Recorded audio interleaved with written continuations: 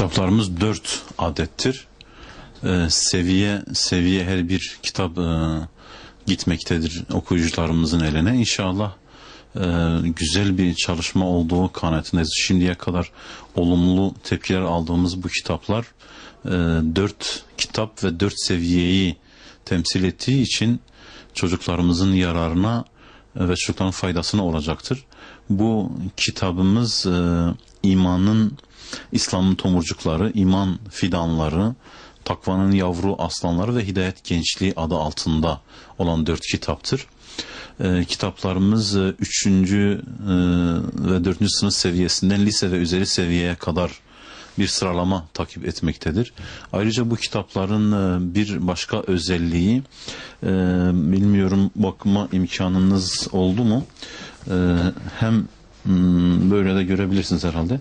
Görsellik olarak, punto olarak, yani yazının büyüklüğü açısından, hem de konu olarak her 4 kitap da gerçekten iyi bir çalışmayla hazırlandı.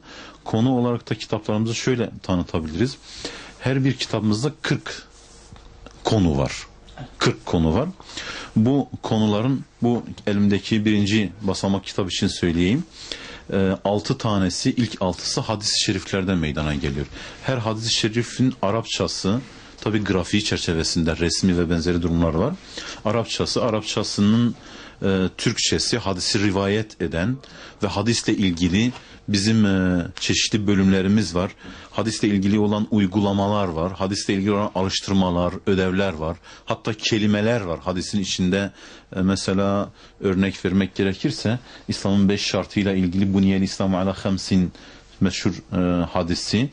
Onunla ilgili Türkçesi aynı renkte Arapçasıyla, raviyi tanıma, kelimeler, hadisin açıklaması, uygulama var, hadisten anlaşılan şey var.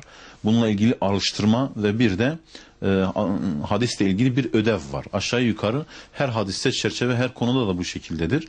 6 konudan sonra 2. bölüm fıkıhtan meydana geliyor. 6 konu da fıkıhla ilgilidir. Aynı tertibi gidiyoruz, aynı görselliği götürüyor. 12 dersten sonra ta güzel ahlak ve davranışlarla ilgili, yani adab ve ahlakla ilgili kuralları içine alan bir bölüm var. 33. derse kadar aynı şekilde devam ediyor.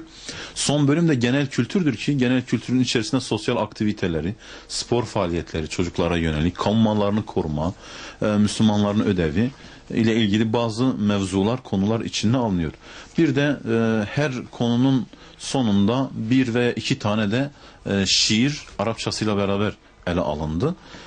Bunların daha faydalı, daha iyi bir netice vereceğine inandığımız için bu kitapları hazırlama gereği hissettik. Ayrıca da bunu ilave edebiliriz, şu söyleyeceklerimi ilave edebiliriz ki yaz kurslarına, ara dönem kurslarına, bu işleve sahip olan eğitim kurumlarına, eğitim birimlerine rahatlıkla bu kitapları tavsiye edebiliriz.